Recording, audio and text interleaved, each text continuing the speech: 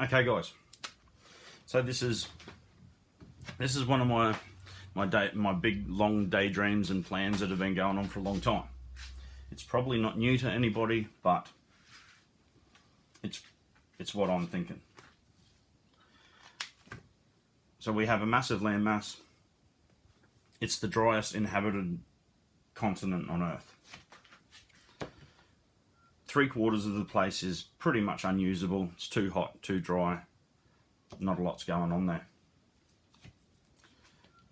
A lot of the area is actually under sea level, or very, very barely above sea level. We have a great dividing range here, and you'll see there's a lot of rivers here, but a lot of them start on the inland and they move out to the coast. They're not running through the country, and they're not starting on the east coast where the humidity is. This side of the mountain range gets a lot of water. This place gets a lot of water, and you can see where all the rivers are running out to the coast. That's where the humidity, this is the tropical north, and obviously around the coastline you're going to have a lot of humidity there, so that's where all the rain falls. But all that fresh water is getting wasted going back to the coast. Not much of it comes through here. These things that look like rivers are basically dry creek beds for a majority of the time. If anything, the rivers resemble a creek. You wouldn't know any different. You'd think it's a creek that has potential to hold water, because the bank might be 5 to 6 meters or 7 meters down, and the water's just like a little creek in the bottom of it. Okay, so there is a scheme. It was devised in the around 1938 or something, the Bradfield scheme. And what this guy, he was an engineer or something like that, and he designed the Sydney Harbour Bridge and the Story Bridge in Brisbane, and he devised a plan to get water from these catchment areas, not Brisbane, but mainly this one up here. And as we know, water runs downhill, and we have a mountain range in between. So if we can get water from down in these catchment areas and have successive holding tanks or reservoirs, whatever you want to call them, and they come up the mountain, maybe tunnel in at a convenient spot. Obviously you choose the right spot, so it doesn't have to be steep, doesn't have to be, you're not lifting huge volumes of water. And then we just need to get it in onto the other side of the range, into the heads of these river systems. We could easily do the same thing from, say, this Gympie area to northern New South Wales, and we could do the same thing here. We can connect the water reservoirs here, have a pipeline that crosses the range and puts water into the head area of the Condamine River. Same with over here in northern New South Wales. You could do the same thing. Get water from the eastern side of the range to the western side, and you only need to make it into the heads of these rivers, because they all flow into the one system. And this river system starts up here in central Queensland and travels all the way down to South Australia here. So this is the Murray River, the Darling River system, the Murrumbidgee. They all run into the same area, and then all these rivers in Queensland as well. Then there's another river system out here, but it's a landlocked system. So all these rivers, but they're very, very small. They're basically creeks, unless it floods. They're just basically creeks, and they all run down into these Great Lakes, or our Great Lakes. They're not that big. They're basically salt lakes, except for when we get cyclones up here and everything floods. Okay, so the plan was to get the water into here, and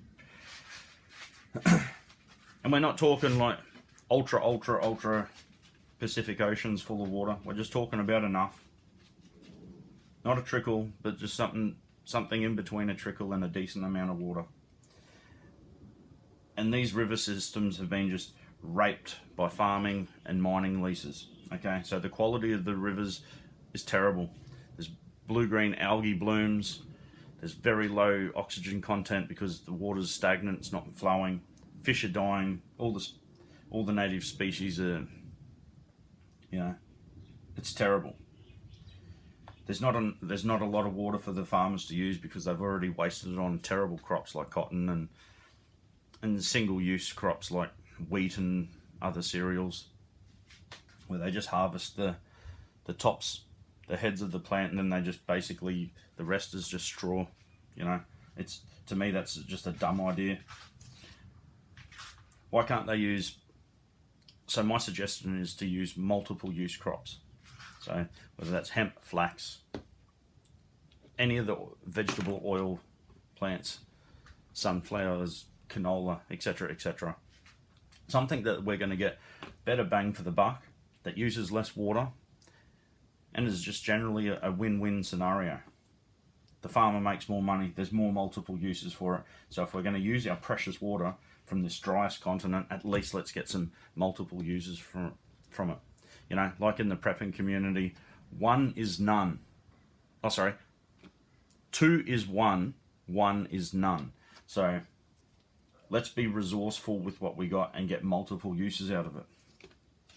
Okay, so then you get this river system, it'll take a couple of years, you get this river system working in a lot better, healthier condition, then we can get more crops. Now, if we were to, the goal of this is to make biofuels, grow the whole country, give farmers jobs, but to do this, we need to have a couple of end products, whether that be plastics, fuels, food, medicines, building materials. We need to have an end product that guarantees the farmer and industry that it's worth the switch over. Okay, if we can do that, we could even do it on a small experimental scale, but there's small experimental scales going on all around the world, and it seems to be proven. So then we can replace these areas that grow cereals, single-use little hopeless cereals that are bad for us. They're bad for our health. We can replace them with omega-3 oils, high protein, flax. We can make ethanol, biodiesel, etc., etc. All the cordage products, fake wood. I just see so many uses for a multi-use crop. Once this was done, say this was adopted, and we could have localized fuel production, localized industry in the areas where the actual stuff is grown. So you're growing it here, you're growing it here, you're growing it here, down here. You just pick a spot where now these can become industrial areas. Okay, you could even grow it out here, out here. Same thing all around the country. You could have these spots that turn into industrial areas overnight. Try and get people to move away from the cities. While we're all condensed in the cities, we create traffic, chaos, etc., etc. But we're also big targets. We're talking about, there's the massive potential for a war with China. Okay? China isn't going to come down here with conventional forces and invade us. Well, I can't see that anyway. Not at this point in time. But what they could do is they could hit us with intercontinental ballistic missiles. Will they be nuke tipped? I don't know. But the option's certainly there. If they were, and Australia only has a couple of major cities, it only takes one missile with multiple warheads. This whole area is gone. This whole area is gone. This whole area is gone. Gone. Gone. Gone. Gone. Gone. Australia's pretty much gone. Okay? So it makes no sense to have all of your eggs in one basket. Just the same as all our eggs are in the one basket with China. Why have all of our eggs in one basket, population target wise, in condensed areas? We need a plan to move Australia, to grow Australia into more regional areas, take pressure off these places, and start an industry somewhere. Okay, mining's not the answer. Okay, mining's a temporary thing. It's a finite resource, and it's been going on now for 3 decades, and there's no flourishing towns. You know, how does a mine, an open cut mine, how does that improve the area? You know, to look at, to live. At least these areas, if we were to turn those, if we were to grow crops on each side of the river, now you've got vegetation there. And the more that vegetation starts to come out, the more humidity, the more water and more humidity is going to be in that area, and that gives more potential for localized rain. For humidity to build, we have the heat out there, we just don't have the water and humidity. If we can slowly do that, if that gets